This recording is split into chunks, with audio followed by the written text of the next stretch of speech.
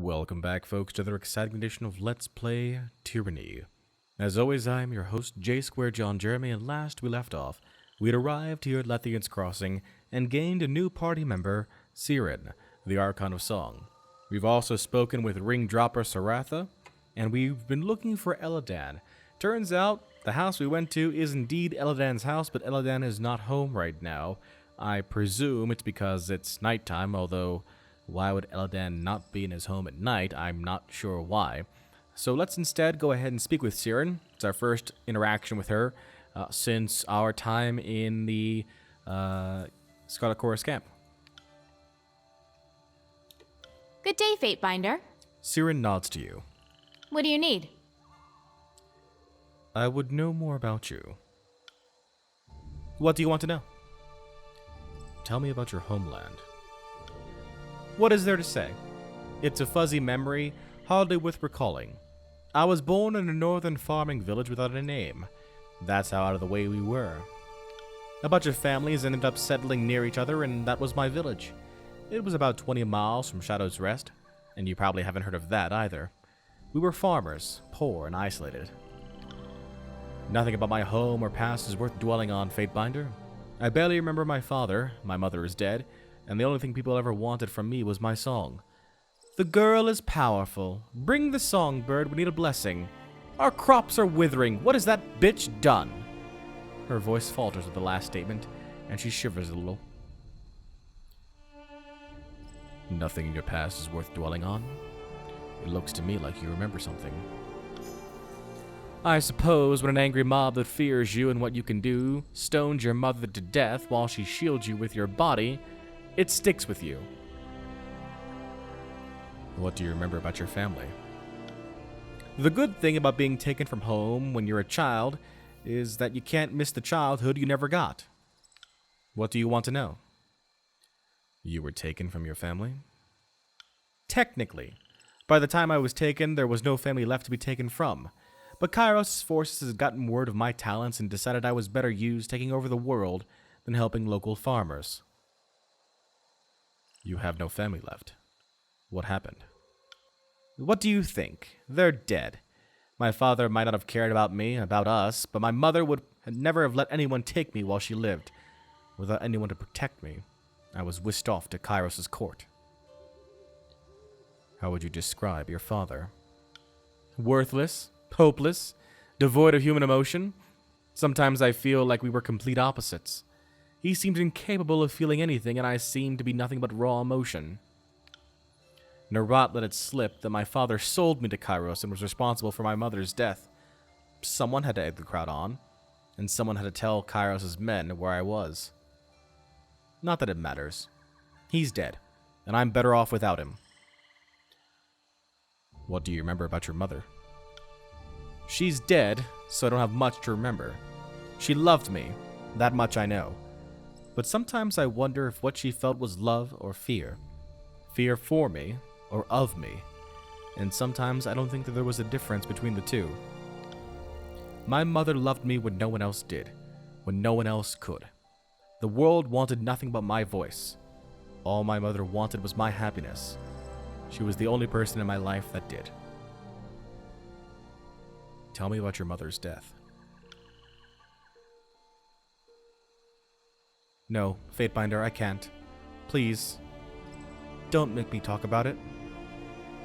Her voice trembles, and tears well up in her eyes. Okay, Sirin.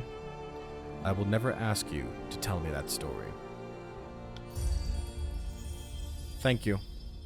There are just some things that are just too painful to remember. Tell me about your father's death. He disappeared after my mother died and I was kidnapped. I didn't hear anything about him for the longest time, so I had assumed he had disappeared and I would never see him again. Then someone brought word that he'd been found. He killed himself, and now he's out of my life. For someone who always had a lot to say, that was incredibly succinct. Is there more? You're relentless, Fatebinder. Did you ever think maybe there are some things I want to keep to myself? But yes, you're right. There's more to the story.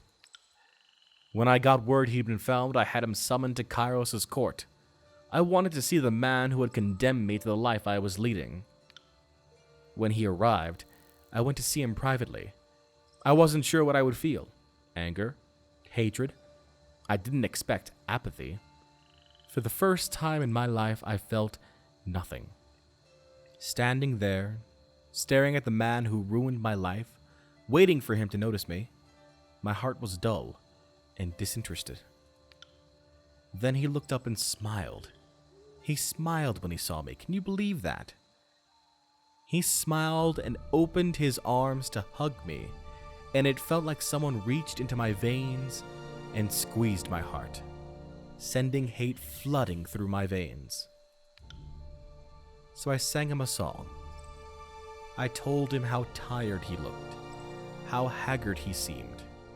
I spoke of the weariness he must feel, the guilt that surely plagued him every day. I asked how he withstood the weight of his betrayal. The burden must be too much to bear. I watched the tears roll down his cheeks as he pulled the dagger from his belt, the sobs that tore from him as he held it before him, thinking about his wife and child, the look of ecstatic relief on his face as he dragged the blade across his neck. He got what he deserved, Sirin. That's what I tell myself, and for the most part, I believe it. I can't help but wonder what terrible things he did in the 5 years after he vanished, and what I might have prevented if he'd only been around to hear me the morning my mother died. Now you know what's happened to my father. As I told you before, he killed himself, and that's it. Do you have any siblings? No. I was close to a boy in my village for a time, but his mother stopped letting me play with him when everyone realized what my powers were. That's the closest thing I ever had to a living sibling. A dour expression clouds her face. A living sibling? My brother died very young. I never knew him, so I hardly count him as a sibling. Life in the middle of nowhere is difficult. For a single child to survive, let alone more, is a testament to the parents. Sirin Loyalty 1. She looks at you for a time, her lips a thin line. Her eyes grow red and tears form in her lids. Finally, she nods slowly and breaks her silence. I remember my mother talking about me getting a little brother. It wasn't long after I started singing and my power started growing. She told me that soon it would be too hard for her to travel with me. Sirin, sweetie, she said, you'll have to go with your daddy. It wouldn't be good for the baby if I kept traveling like that. Maybe after your brother is out here with us, we can all travel together. Sirin looks out to the horizon, her voice breaking. You didn't like traveling with your father? No. All he wanted was the money. When we were on the road, he completely ignored me. I was simply something to earn rings with, a tool. The farmers in my village used their rakes and wagons. My father used my voice. Everyone wanted the songbird to sing for them, and they paid us so much money. So we went. But I didn't want to go without my mother. She was the only real comfort I had. When I was with her, I felt safe. Nothing could hurt me. There was a trip coming up, and I knew she wouldn't be going. I couldn't bear the thought of all those days in the care of my father. Her voice breaks again, and she closes her eyes. So, I sang to my baby brother. I told him we were all waiting for him. I told him we needed to be a family so we could travel together. I told him he should come out now. I don't know if I meant for it to happen, but I sang the words no one can resist, my voice. My mother's screams cut the song short, and the blood. It was everywhere. I was dragged from the room, but I don't remember who took me. I only remember staring at my foot the rest of the afternoon. The pattern soaked into my shoe, with a splatter across the tops of my toes. I couldn't bring myself to clean it off. I just looked at it. Go on. People came and went all day. There was a lot of crying, and nobody looked at me the same way after that.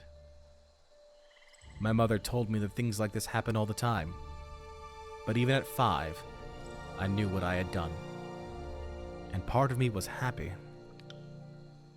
I wanted my mother back, and I got her. She still loved me. She died protecting me, but I terrified her. Every time I opened my mouth, I could see her flinch. And after my brother died, she was never around when I sang. She couldn't bear to watch me.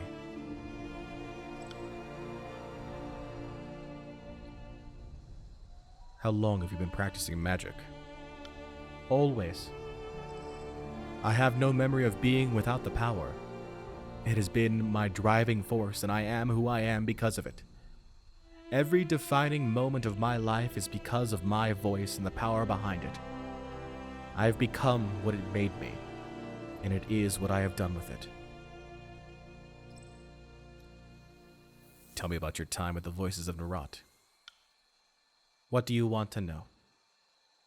How did you meet Narat? I met it when I was unceremoniously dumped on its doorstep by Kyros. All I felt toward it, since the moment I saw it, was sheer hatred. When one person tires of me, they just hand me off to another. I seem to be quite the handful. No one is truly prepared to deal with me, I suppose.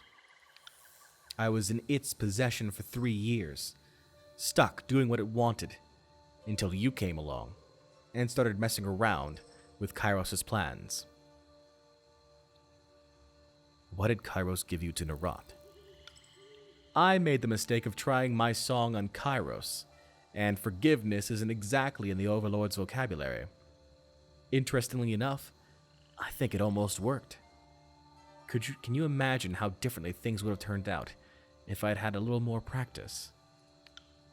I was brought out at one of the many lavish gatherings thrown at the palace. Kyros loved showing me off, impressing the gathered elite. So I performed. I sang, I danced, I convinced people to join in. Then, in the middle of it all, I had a brilliant idea to work one more performance into the show. Something that would be the ultimate end to the evening. I added a counterpoint to my song and directed it at Kyros.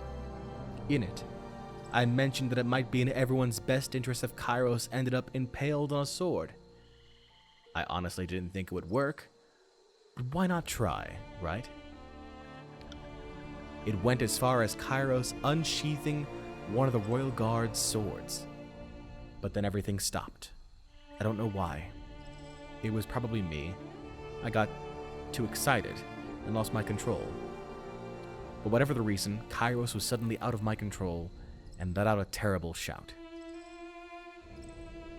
Weren't you afraid of getting caught? Of course I was. But I've seen how the world works, especially Kyros' world. People don't live long, and when they're disposed of, it's violent and sudden. I figured I was dead anyway, so why not try to rid the world of a horrible threat? Really? You were trying to save the world? Fine. I was trying to save my own skin. Happy? I was 12, so forgive me if self-preservation was in the front of my mind. Oh, look. A young lady who thinks of nothing but herself.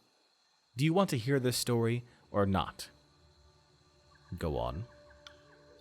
Everyone stared, frozen by the yell echoing back at us. Kyros quickly recovered and gave the appearance of cheering us on, but I was convinced I was about to die. Interestingly, my execution never came.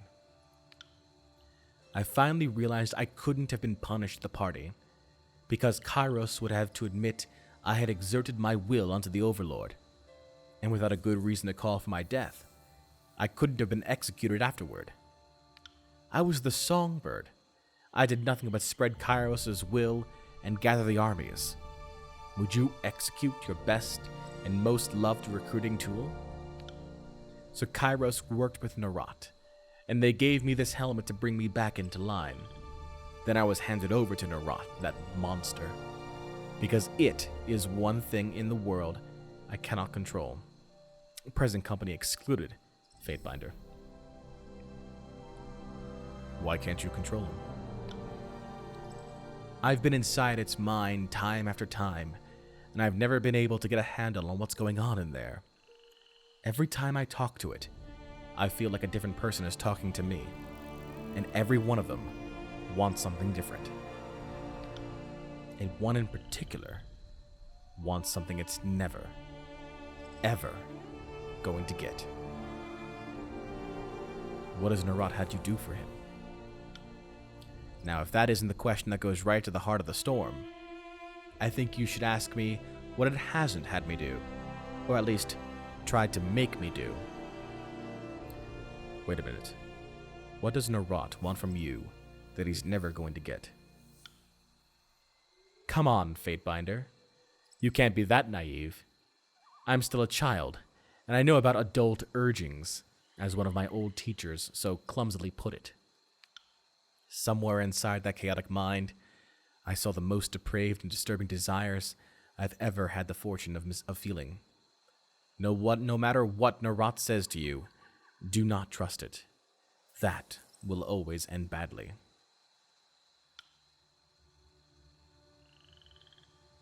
Tell me more about that headdress. It's the bane of my existence and something that's incredibly painful to talk about, so why not? She shrugs. What does it do? Makes me impotent. Do you have any idea what it's like to have a hurricane raging inside you?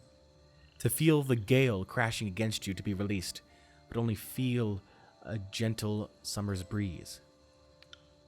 Kyros and Nerat made it just for me. If I attempt anything more powerful than a simple tune, it will kill me. Isn't that simply wonderful? Honestly, to be so terrified of a mere child. Why do you have it? I might have tried to kill Kyros once. He and Nerat decided I posed too much of a threat, so they muzzled me. I was their attack dog, and they pulled out my teeth. You can hardly be surprised if the dog tries to bite you, if that's all you teach him to do. Why can't you simply take it off? Gee, Fatebinder, I never thought of that.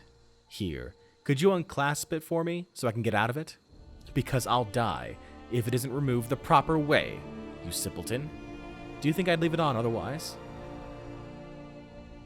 If you can't take it off, then why did you try to get me to remove it when we met? How can someone so powerful be so stupid? I knew you wouldn't be able to remove it. That's not what I was trying to do. You're a Fatebinder. You honestly think I was going to pass up the opportunity to try and control a Fatebinder? How do you know you'll die if you remove the helmet? Because I doubt Nerat and Kyros would go through all the trouble just to play a trick on me. Something this subtle, elaborate, and long-lasting isn't really their style. At least not Nerat's. Plus, Nerat told me the helmet would kill me if I removed it, and while it might be a lying monster, it loves telling the truth if the truth causes an extra bit of pain.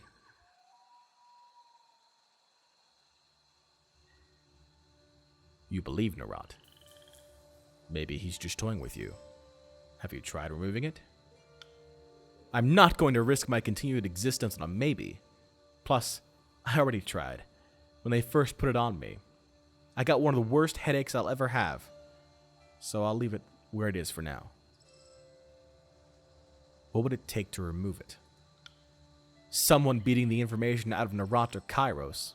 They're the only ones who know how it was constructed and how it works. I may ask people to remove it, but I know they won't be able to. That's not going to stop me from trying, though. Why the headdress? Why not use magic to gag you? They tried magic. It didn't really work. The problem is, spells can be broken. Counter spells can be found, guards can be bribed, people can have accidents. Nerat and Kyros are the only ones who know how to remove this without killing me. The answer is locked somewhere in Nerat's insane, in Kyros' currently not so conveniently located heads. What do you need? Do you know anything about what's going on with the tears? I know a great deal about what's going on here, considering I am the root cause of at least half of it. What do you want to know? How long have you been here? Since the beginning of the occupation. Kyros wanted me out of sight, but still in use, so I was given to Nerat. It used me to gather fodder for the chorus. What do you think about Tunon? He makes me uncomfortable. There's nothing behind that mask. It's dark and empty. What do you mean? Everyone has a presence. It's how my magic works. I reach into them and convince their presence to do what I want. He has no presence. When I reached into him, there was nothing. It was bleak. I never want to feel that again. If you have to reach into someone's mind to control them, how did you influence entire armies to do what you want? I can't influence an army, but I can persuade them to feel the way I want them to. If I want to get someone to do a specific thing for me, I have to get inside their head, and that requires a lot more effort. No one can keep me out, but if they're aware of what I'm doing, I can't force them to do anything. At least, not with this thing on my head. She knocks a hand against her helmet. Really, I don't know how it works. It just does. You might as well ask me where lightning comes from. I want to know about Kyros. What do you want to know? How did you come to work for Kyros? After my father betrayed me and got my mother killed, I was taken by Kyros' men. I honestly don't know where we went, other than it seemed to take forever to get there. Then I was put into school. It was a wonderful and horrible time. I learned how to control and maximize my power. But they underestimated my abilities, or overestimated theirs. I think it was more the latter than the former. They unleashed my true power. Did they believe I wouldn't try to run it with it? They tried to train and mold me, and in that they succeeded. They also tried to brainwash and break me, and in that they failed spectacularly, but I was punished for it. Why were you punished? They assumed my abilities were exaggerated. They were powerful mages who had spent years training at their art. How could a little girl ever hope to rival their prowess? I grew tired of their condescension. I hated them for treating me like a child. Their rules, their discipline, their training. They had killed my mother, and I would make them pay for it. One day, I got bored in class. The teacher's droning voice was putting me to sleep in the afternoon heat, so I thought I'd have a little fun. He was distracted, and he let his defenses down. He didn't consider me a threat. How did you know his defenses were down? I can just feel it. If someone is alert or aware of what's going on, it's a lot harder to get inside. But I know when they're vulnerable. I know how to take advantage of the opening and climb right in. Go on. I started humming. Nothing that would have attracted attention, of course. A lullaby my mother sang to me. Fitting, I thought, to invade this man's mind with a song taught to me by the woman they destroyed. I could tell I had gotten inside him when he slowed down, ever so slightly. I started singing wordlessly, standing, working in hand motions. They were completely unnecessary, but I had trained to be a performer. Then I worked in my words. The window, I sang to him. Look, what's at the window? He turned, entranced, and stared outside, his mouth moving silently as he dreamed an answer to my question. What's out there? I asked him through my song. What could that be? I was elated. The fool had left himself open and vulnerable, and this 8-year-old had dominated his mind. He walked to the window, intently staring at something I couldn't see. Go on. Of course, I didn't mean for him to fall. He was looking out the window and reached up as if to touch whatever he was looking at, and before I could stop him, he was gone. It looked like he was trying to catch something as he fell from sight. I won't say I'm sorry he died. He was a horrible man, but I didn't mean to do it. However, I was elated. The taste of power was intoxicating. I didn't get to taste it again for a long time. How were you punished? They wanted to cut out my tongue. Even at 8, I didn't blame them. It's what I would have done. But Kyros said no, doing possibly the one kind act she ever did for me. Without the power of speech, I was essentially useless. So they muzzled me. They knew simply holding my mouth shut wasn't going to be sufficient, so they got creative. Using sage magic, they put my voice in stasis when I wasn't in class. I could go through the motions of speech, but nothing came out. Oh, did they take pleasure in it. Between classes, they gave me chores. They berated me. They beat me. I was their slave. The only reason I lived was by Kyros' whim, but I was tortured by everyone else's. There were at least 2 teachers in my class after the incident, and I was always accompanied by 2 guards, both of whom had been deafened, so I couldn't affect them. I accidentally killed 1 man, and they were acting like I had destroyed a realm. I suppose that's what they thought I'd do next. And who knows? Maybe that's what I'm about to do. What was life like with Kyros? For several years, I was surrounded by people who would smile to my face and sneer when I turned away. They were supposed to be my mentors, my teachers, but all they did was resent me. They taught me how to refine and control my voice. My power became more directed, more powerful, more subtle. I no longer needed to specifically say what I wanted people to do. I could just think what I wanted, how I felt, and the weaker the mind, the faster they would respond. It still required me to sing, or at the very least, make music with my voice. But I could say one thing, but mean something else entirely, and the magic worked. Everything was done for Kyros' edification. They asked for signs of her power, and I was used to bring them out.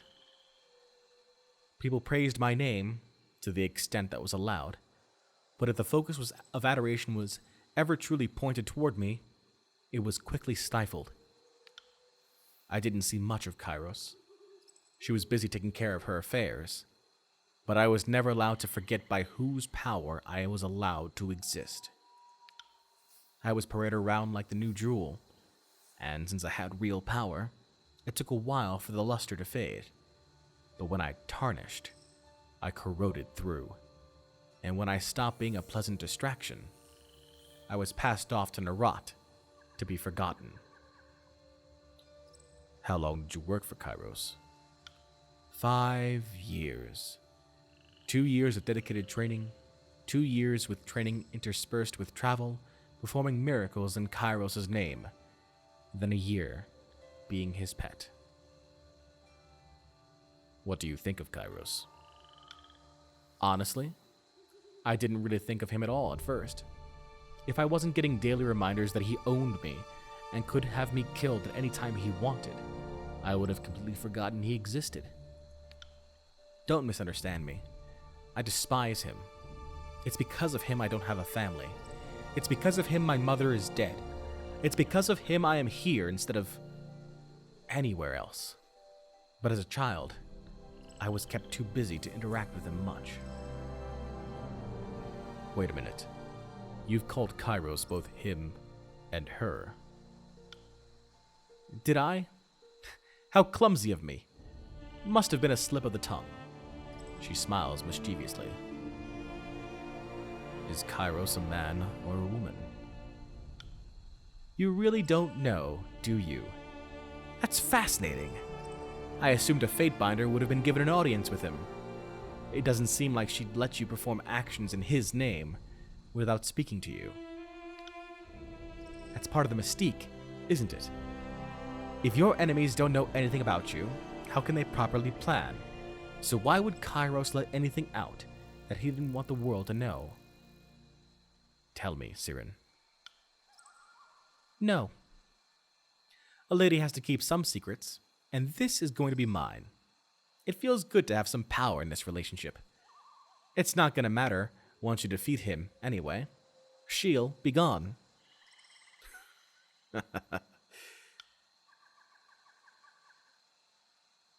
What can you tell me about the Scarlet Chorus?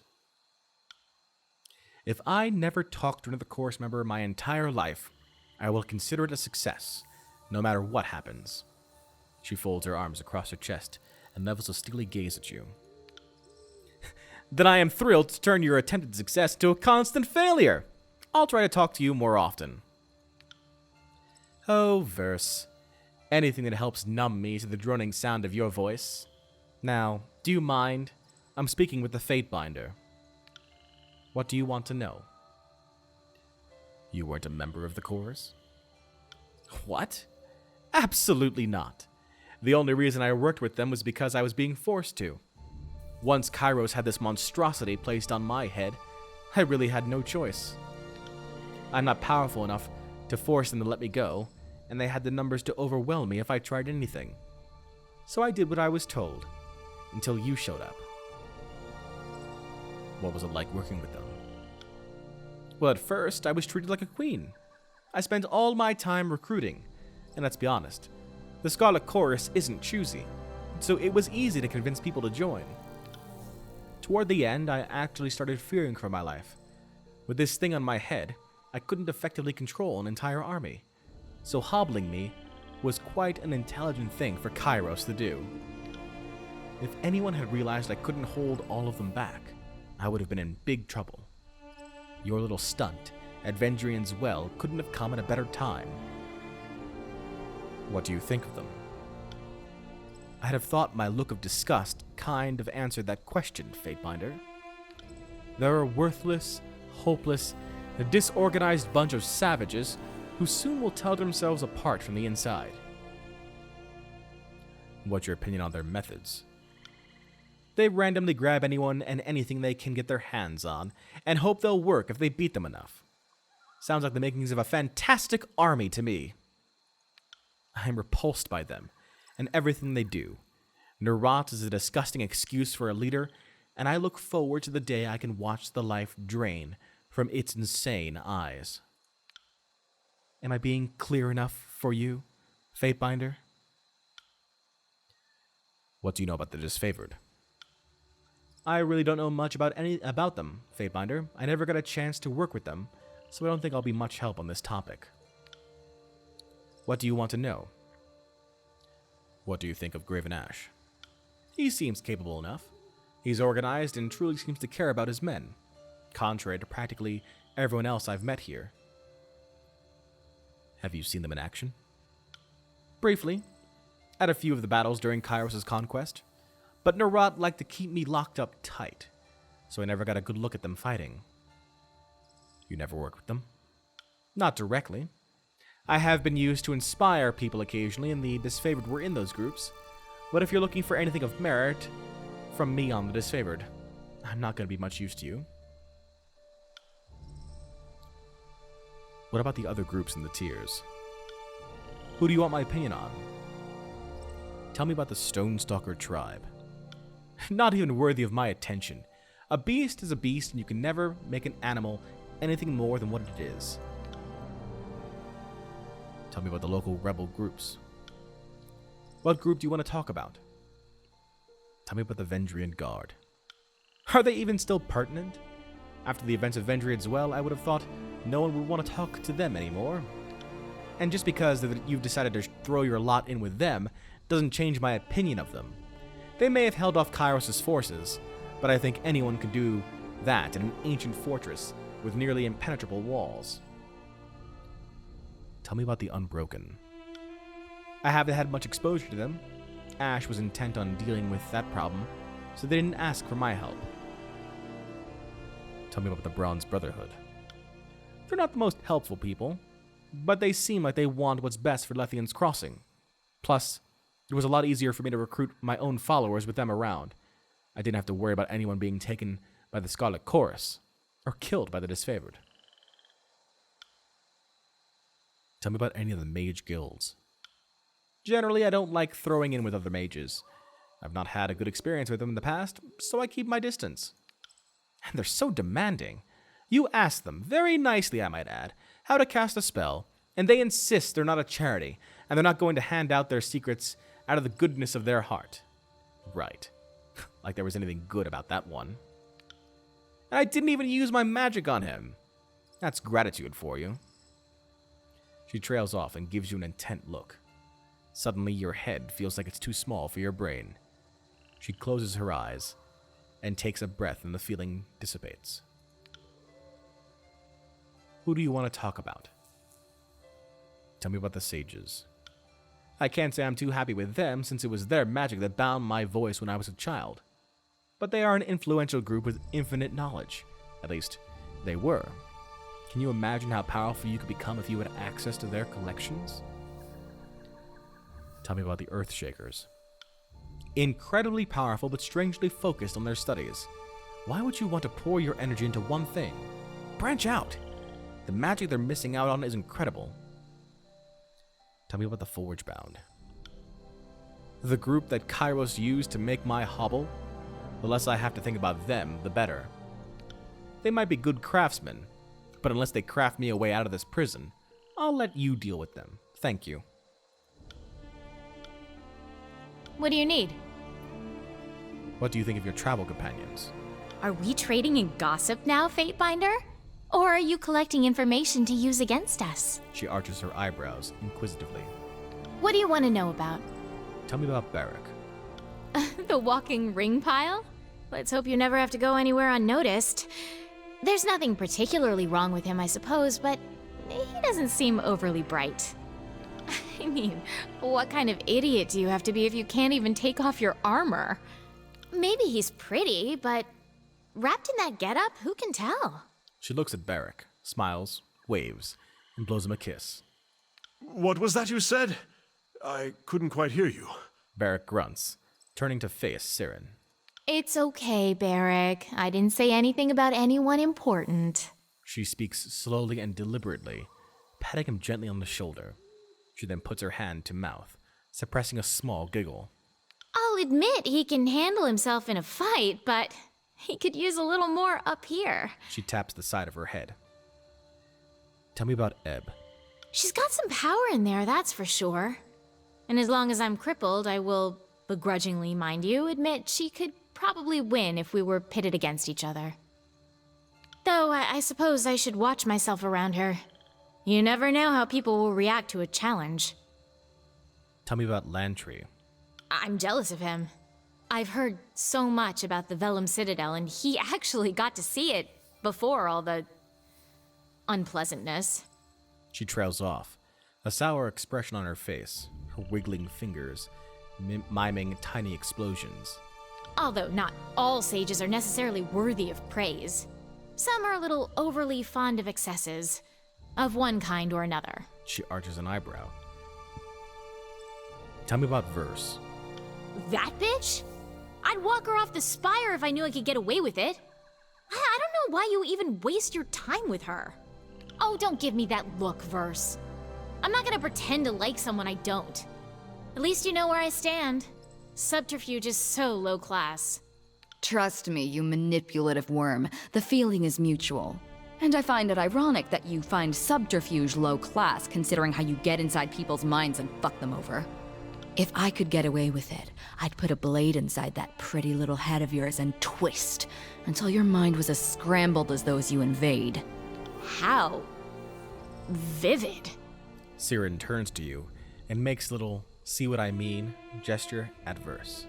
She's rude, violent, base, impatient, and entirely pointless. You should keep much better company, Fateinder. You asked me what I thought. I can't help it if the facts are painful to swallow. She sighs and shrugs. What do you need? What do you think of the state of the world? What is there to say? Kyros' two major leaders can't stop themselves or their armies from fighting like a bunch of children. Neither of them seem capable of dealing with the rebels that are taking them down, which, as far as I'm concerned, is how it should be. The less of the tiers infected by Kyros, the better.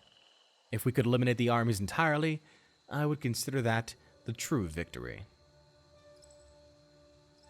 Tell me what you know about the edicts. Anything I say would be a wild guess. That's why I'm with you.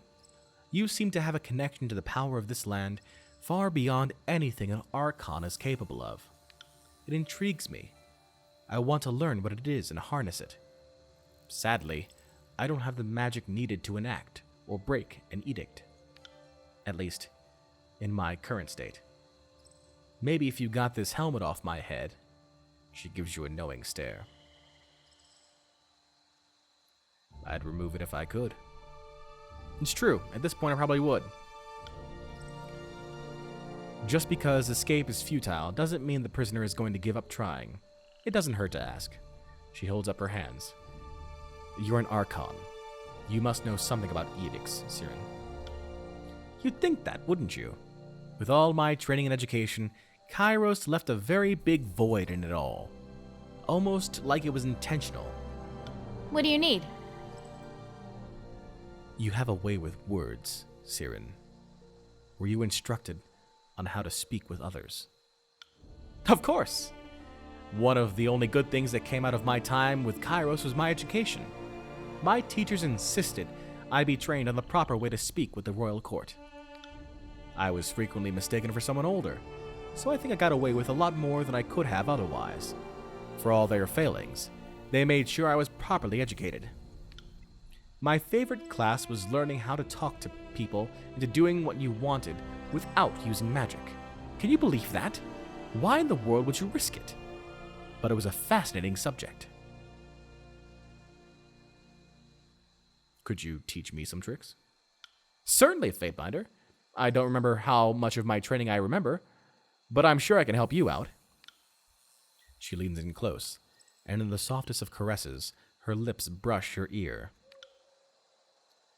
Words or sounds indiscriminate to the human ear, a language not meant to be understood by any but the Archon of Song, beyond the breadth of discernment, but inescapably compelling, binding, gut-wrenchingly painful, on a single lilt, then euphorically fulfilling a mere intone later.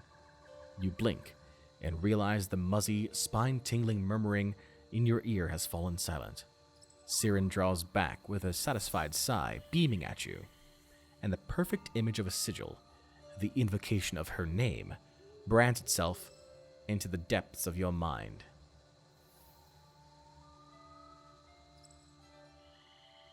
I see. We got a sigil? Let's take a look.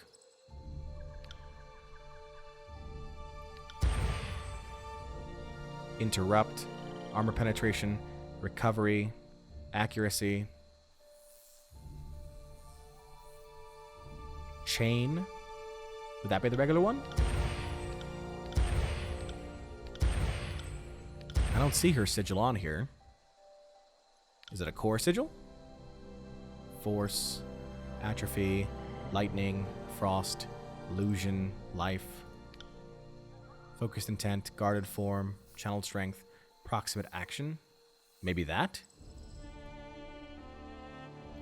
I don't know. But she taught us a good number of things, and we learned more about her. Turns out Sirin's a rebel, more so than the rest of this group here. Surprisingly enough, didn't realize that when we first talked to her. But that's good news for us, because we're rebels too. Who'da thunk? find out what happens next time. Hey everyone, J Squared John Jeremy here, and I want to thank you for watching.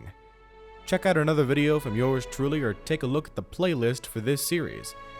If you haven't done so already, click on the logo to subscribe and keep track of this channel. Until next time, so long, and take care.